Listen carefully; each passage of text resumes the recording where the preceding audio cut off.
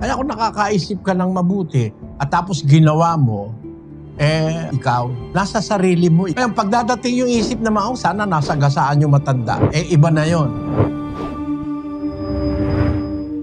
Alam mo, si Satanas walang iniisip na mabuti. Kaya pag nag-iisip ka pa ng mabuti, ikaw pa yon, hindi pa si Satanas. Si Satanas walang iniisip na mabuti. Siya ang naka-impluwensya sa lahat ng tao sa panahon ni Noe. Isang pamilya lang ang hindi niya na-impluwensyahan.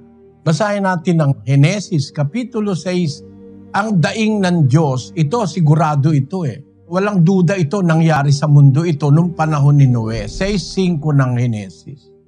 At nakita ng Panginoon na mabigat ang kasamaan ng tao sa lupa at ang buong haka ng mga pag-iisip ng kanyang puso ay pawang masama lamang na parati.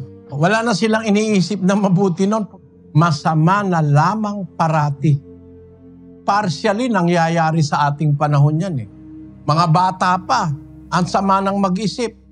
Yayayain yung kalaro, tapos kunyari lulundag, pagkatapos papatirin, baksak yung niyaya, sa bugambungo, patay. Bata pa yan Yung matatanda, ganun din ngayon kung mag-isip yung iba. Hindi naman lahat. Pero nung panahon ni Noe, ang nakita ng Diyos, ang Diyos nakakakita ng lahat ng bagay. Sabi niya, nakita ng Panginoon mabigat ang kasamaan ng tao sa lupa.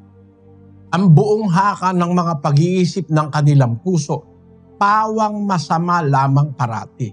Kaya kung nakakaisip ka ng mabuti, at tapos ginawa mo, ikaw, nasa sarili mo. Ngayon, pagdadating yung isip na sana nasa gasaan yung matanda, iba na yon. Meron nang pumupunta sa'yo na demonyo.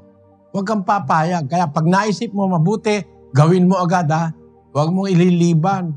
Magsasawa rin yan. Lalayasan ka niyan. Labanan mo lahat yung naiisip mong masama. Huwag kang papayag yung idinidikta ng masama. Kasi si Satanas lang naman ang hindi nag-iisip ng kabutihan mga anghel ng demonyo. Walang kabutihang naiisip yung mga yon. 8:44 ng Juan. Pakinggan nyo. Kayo'y sa inyong amang Diablo, at ang mga nasa ng inyong ama ang ibig ninyong gawin. Siya'y isang mamamatay tao buhat pa ng una, at hindi nananatili sa katotohanan, sapagkat walang katotohanan sa kanya. Katotohanan sa kanya. Di lahat ng nasa kanya kabaligtaran ng katotohanan. Walang katotohanan sa kanya. There is no truth in him.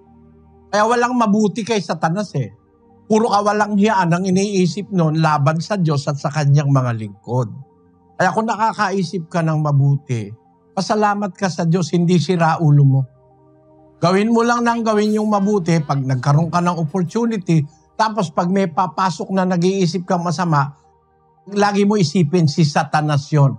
Sabihin mo na lang, sa pangalan ni Jesus na taga Nazaret, layuan mo ako, Satanas.